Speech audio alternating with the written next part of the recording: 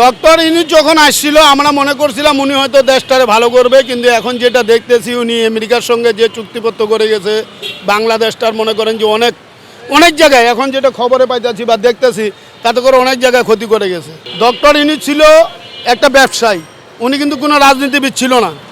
রাজনীতি তারাই করতে পারে যারা জন্মগতভাবে রাজনীতি করে, রাজনীতি তারাই জানে, যারা জন্মগতভাবে রাজনীতিতে ছিল বা আগে থেকে যাদের রাজনীতি সম্বন্ধে অভিজ্ঞতা আছে তারাই রাজনীতি করতে পারে। কিন্তু উনি ছিলেন একজন ব্যবসায়ী, ওনাকে আমরা জোর করে বসা দিয়েছি সরকারের খাতায়।